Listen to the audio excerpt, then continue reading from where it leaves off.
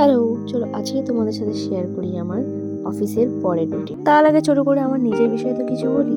আমি সাবি, তোমাদের সবাইকে আমার এই ছোট্ট একটা পরিবারে অনেক অনেক অনেক স্বাগত। আচ্ছা, প্রথমেই বলি আমি অন্যান্য আর 5টা ইউটিউবারদের মতো অতটা পারদর্শী নই, তাই যদি কোনো ভুল ত্রুটি করে থাকি বা বলে থাকি প্লিজ কিছু মনে করো না। তো যেটার জন্য ভিডিওটা করা, এই রুটিনটা আজ থেকে প্রায় 3-4 বছর আগে স্টার্ট হয়েছিল, তবে ছুটির দিনগুলো ব্যতিক্রম। মানে আজ থেকে প্রায় 3-4 বছর আগে থেকে আমি অফিসিয়ালি প্রফেশনাল জীবনে এন্ট্রি করেছিলাম। হ্যাঁ, তার আগে যেটা আর 5টা ছেলেমেয়েরা করে সেটাও করেছি, যেমন টিউশনি পড়ানো আর যেগুলো পার্ট টাইম বেসিসে যা হয়, যেগুলো দিয়ে কিনা আমরা তখনকার সময়ে ছোট ছোট ইচ্ছেগুলো পূরণ করতে পারতাম।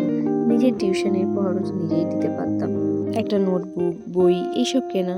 যাই হোক, এগুলো তো আমরা সবাই করে থাকি, কিন্তু সময়ের সাথে সাথে আমাদের প্রয়োজনগুলো যখন বেড়ে যায় তখন ওই সীমিত জিনিসে আবদ্ধ থাকাটা সম্ভব তো হয়ে ওঠে না কারোরই পক্ষে। যাই হোক, আমাদের মতো কর্পোরেট এমপ্লয়িদের অফিসের পরের জীবনটা আর কী বা হতে পারে? বাড়ি আসা, ফ্রেশ হওয়া, ঈশ্বরের কাছে নিজেকে মাথা নত করা, আর তারপরে মায়ের হাতে এরকম টেস্টি টেস্টি খাবার খাওয়া।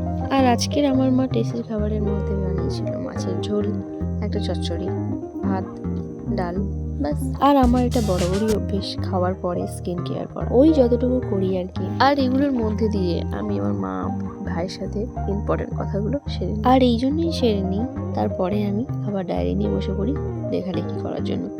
আগে বসতাম শুধুমাত্র ডায়েরি লেখার জন্য, সারাদিন আমি কি করেছি, আজকে সারাদিনে কি কি ঘটেছে আমার সাথে সেগুলোকে করার জন্য।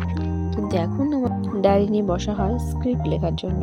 লেখালেখি তো হয়, শুধু কারণটা বদলে গেছে। আগে লিখতাম শুধুমাত্র নিজের জন্য, আর এখন লিখি তোমাদেরকে একটু শোনানোর জন্য।